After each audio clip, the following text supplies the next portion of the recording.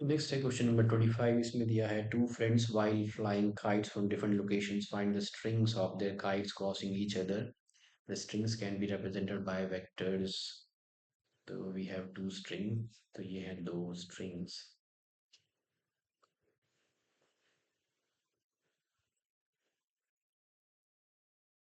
One string is represented by a vector.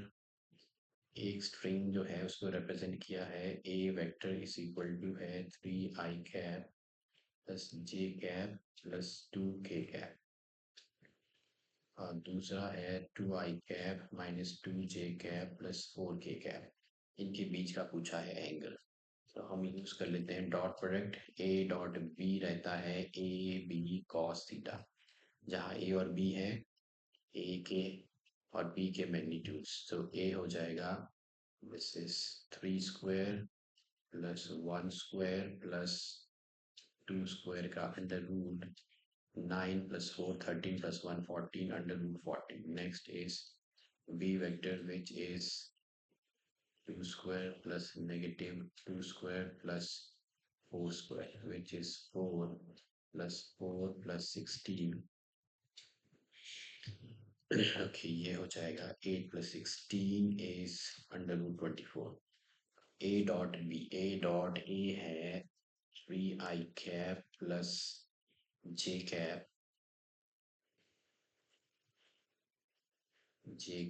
Plus 2 k cap का dot product निकालना है b के साथ। b है 2 i cap minus 2 j cap plus 4 k cap, और a का जो मैग्नीट्यूड है वो है √14, b का मैग्नीट्यूड है √24 into cos theta.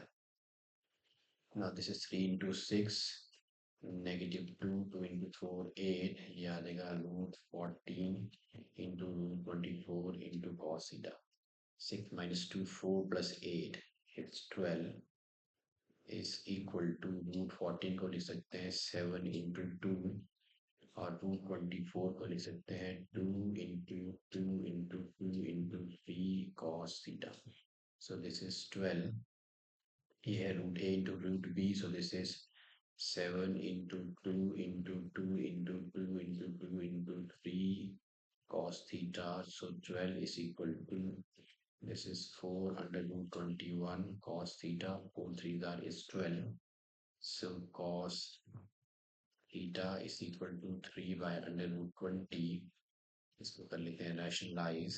So this is 3 under √20 by 21, 3 7 that is 21.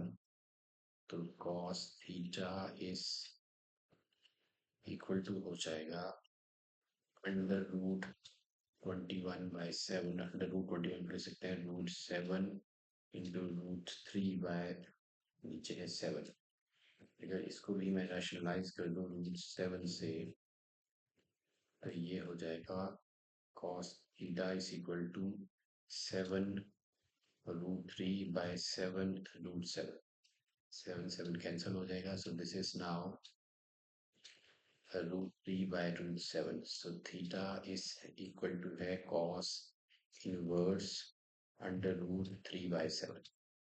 So this is the angle between the two kites. Okay, अब चलते हैं इसके पार्ट बी पे। पार्ट बी में दिया है find a vector of magnitude 21 units in the direction opposite to that of A B. तो A B के ऑपोजिट एक वेक्टर के ए बी के ऑपोजिट डायरेक्शन में एक वेक्टर निकालना है जिसका मैग्नीट्यूड है 21। तो सबसे पहले हम निकालते हैं ए बी वेक्टर। तो ए बी वेक्टर जो है that is, we have to find AB vector. So this is 8 minus 2, which is 8 minus 2 I cap plus, next is -1 minus 1 minus 1 minus 1 j cap plus 0 minus 3. 0 minus 3 is -3 k cap. Okay, so this is AB vector. 8 minus 2 is 6. This is -2 J cap और -3 k cap ना। आपको find out करना है इसके opposite direction में, ए B के opposite direction में जो वेक्टर है। तो ए बी के जो ऑपोजिट डायरेक्शन में जो वेक्टर हो जाएगा वो हो जाएगा बी ए वेक्टर, वो हो जाएगा नेगेटिव ऑफ ए बी। तो नेगेटिव ऑफ ए बी, इसका नेगेटिव करेंगे तो हो जाएगा -6 i cap plus 2 j cap plus 3 k cap, जो कि ये मैंने निकाल लिया। तो सबसे पहले मैंने ए बी वेक्टर निकाला, फिर निकाला उसका ऑपोजिट वेक्टर। अब हम निकालेंगे उस ऑपोजिट वेक्टर का मैग्नीट्यूड। तो मैग्नीट्यूड ऑफ बी ए वो हो जाएगा -6 का स्क्वायर प्लस 2 का स्क्वायर प्लस 3 का स्क्वायर अंडर रूट। तो ये है 36 plus 4 plus 9। 36 plus 4 is 40 plus 9 is 49 which is 7। तो मुझे आ गया उस ऑपोजिट वेक्टर का मैग्नीट्यूड, मैंने निकाल लिया। अब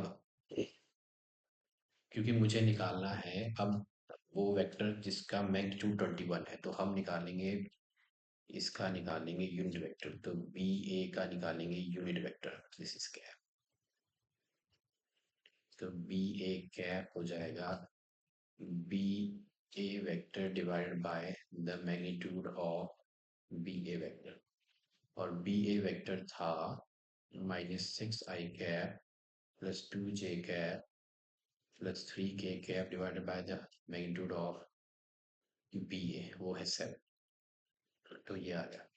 अब आपको चाहिए जो रिक्वायर्ड जो वेक्टर है ऑफ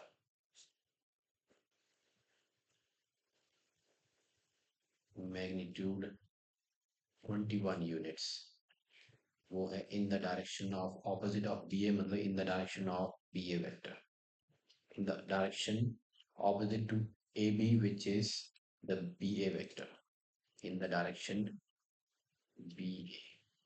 अब इसे मल्टीप्लाई कर देंगे 21 से, तो वो हो जाएगा 21 इंटू बी ए।